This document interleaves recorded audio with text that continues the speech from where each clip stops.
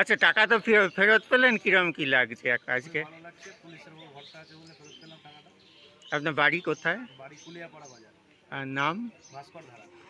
আচ্ছা, অন্যান্যদের কি বলবেন অ্যাওয়ারনেস, মানে আপনার মতো অনেকে তো ঠকতে পারে, সবাই ফেরত নেবে। 1920-তে কল করলে বা নিয়ারেস্ট থানাতে জানালে অবশ্যই পাওয়া যাবে টাকা। আচ্ছা আচ্ছা, এই যে টাকা ফেরত পেলেন, কি রকম লাগছে আজকে? অবশ্যই ভালো লাগছে, টাকা ফেরত পাওয়া এখন পাওয়া যাচ্ছে, এটাই হচ্ছে সবচেয়ে বড় কথা।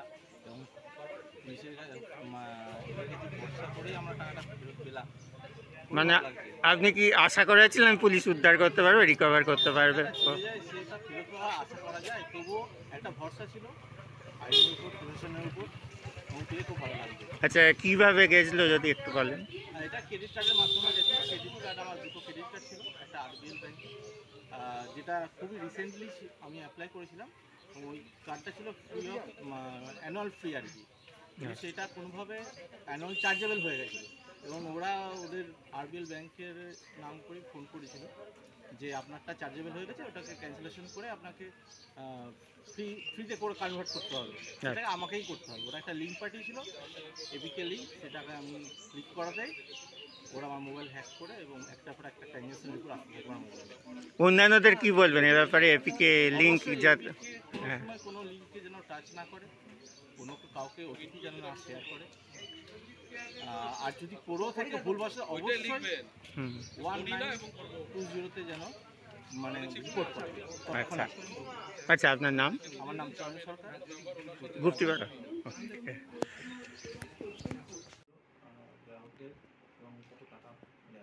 দেখুন, বলাগড় থানা থেকে, মানে থানা এরিয়া থেকে বিভিন্ন সময়ে যে সমস্ত মানুষ ফোন হারিয়ে ফেলেন, তারা থানায় এসে একটা জিডি করেন। আমরা চেষ্টা করি সেগুলোকে রিকভার করার জন্য। তো বিভিন্ন সময়, যেমন ধরুন কোনোটা 1.5 বছর আগে, কোনোটা 1 বছর আগে, কোনোটা 6 মাস আগে, কোনোটা 3 মাস আগে, বিভিন্ন লোক ফোন হারিয়ে ফেলেছিলেন। এরকম হারিয়ে ফেলা ফোন টোটাল আমরা 34টা আজকে আমরা রিকভারি করেছি। একদিনে হয়নি, অনেক পরিশ্রম আছে এর পেছনে। আমার সাইবার হেল্প ডেস্কে যারা আছে, দেবব্রত এবং তাসলিমা, এরা কন্টিনিউয়াসলি ট্রাই করেছে এবং ফোনগুলো রিকভারি করে আমরা আজকে যখন মানুষদের হাতে ফিরিয়ে দিলাম, 34 জন মানুষের হাতে, তো মানুষরা সবাই তার মানে তাদের যে ফিলিংসটা সেটা এক্সপ্রেস করলো। এবং তারা ম্যাক্সিমাম ক্ষেত্রে বলছে আমরা কিন্তু কোনোদিন আশা করিনি যে ফোনগুলো রিটার্ন পাবো আমরা। তো আমরা খুব খুশি যে আলটিমেটলি মানুষের মুখে হাসি ফোটাতে পারলাম বলে তারা ফোনগুলো রিটার্ন পেলো। 34টা ফোনের দাম তো কম নয়। এই ফোন ছাড়াও বিভিন্ন সময় আজকে যে ট্রেন্ড, যে সাইবার থেফট হয় বা সাইবার ক্রাইমের জন্য মানুষ বিপদে পড়ে, সাইবারের মাধ্যমে প্রতারিত হয় এবং টাকা চলে যায়, এরকম প্রায় লাস্ট কয়েক মান্থ ধরে যেগুলো টাকা গিয়েছিল, সেখান থেকে প্রায় আমার এই দুজন টোটালি 2 লাখ, অ্যাপ্রক্স 2 লাখের মতো টাকা আমরা রিকভারি করেছি। তাদেরকে আমরা চেক আজকে তুলে দিলাম তাদের হাতে। তাদের টাকা অনেকের রিটার্ন হয়ে গেছে অলরেডি তাদের অ্যাকাউন্টে। আমরা চেষ্টা করছি সাইবার ক্রাইম থেকে মানুষকে সেভ করার জন্য। এর প্রধান কাজ হচ্ছে অ্যাওয়ারনেস। মানুষ যদি অ্যাওয়ার হয়, ব্যাপারটা বোঝে, উল্টোপাল্টা লিঙ্কে ক্লিক না করে, এপিকে লিঙ্কে ক্লিক না করে, এবং যে সমস্ত সাইবার ক্রাইম স্বয়ংসিদ্ধ যে প্রোগ্রামগুলো হুগলি জেলা পুলিশের তরফ থেকে আমরা করে চলেছি, সেগুলোকে মানুষ যদি একটু ফলো করে, তাহলে কিন্তু এই বিরাট অ্যামাউন্টের যে টাকা যেটা কন্টিনিউয়াসলি থেফট হয়, সেটা থেকে আমরা মানুষকে রক্ষা করতে পারি। তো আপনাদের মিডিয়ার মাধ্যমেও আমি একটা মেসেজ দিতে চাইবো যে আপনারা কিন্তু সাইবার সচেতনতা সম্পর্কে যে সমস্ত প্রচারগুলো আমরা করছি, আমাদের হুগলি জেলা পুলিশের, হুগলি রুরাল পুলিশের যে পেজ আছে, সেখানে আমরা কন্টিনিউয়াসলি যেগুলো পোস্ট করছি, প্লাস আমাদের ডিএসপি ক্রাইম হুগলি রুরালের যে পেজ আছে, সেখানে যে আমরা পোস্ট করছি, এগুলোকে মানুষ ফলো করলে আলটিমেটলি তারা বুঝতে পারবে, তারা চিটিংয়ের হাতে পড়বে না। বিভিন্ন ধরনের হোয়াটসঅ্যাপের যে গ্রুপ আছে, যেখানে কন্টিনিউয়াসলি বিভিন্ন ধরনের প্রলোভন দিচ্ছে। আপনি একটা জিনিস জানবেন, বিনা কারণে, বিনা কোনো কিছু দিয়ে কারো কাছ থেকে এক্সট্রা কিছু পাওয়া যায় না।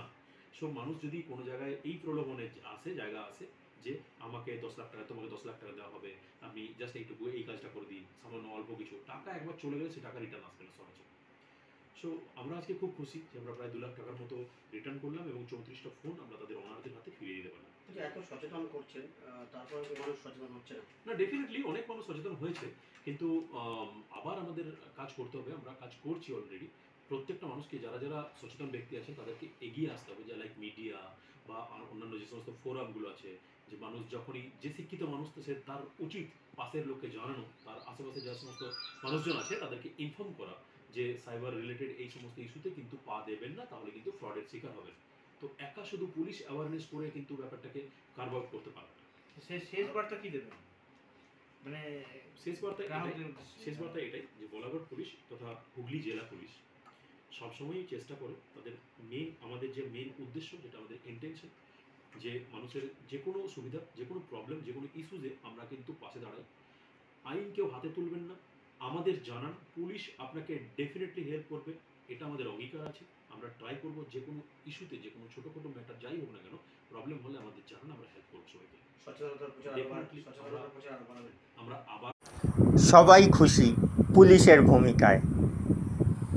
উদ্ধার হওয়া জিনিস ফিরে পেয়ে খুশি সকলেই। 34টি মোবাইল ফোন, যার আনুমানিক মূল্য প্রায় 3.5 লাখ টাকা। সেই মোবাইল ফোন ফেরতের পাশাপাশি প্রতারিতদের হাতে 2 লাখ টাকা ফেরত দেওয়া হয় বলাগড় থানায়। সবাই খুশি বলাগড় পুলিশের এই ভূমিকায়। দেখুন একটি বিশেষ রিপোর্ট। চিরঞ্জীব চ্যাটার্জি, খবর বলাগড়, স্কাই নিউজ ইন্ডিয়া।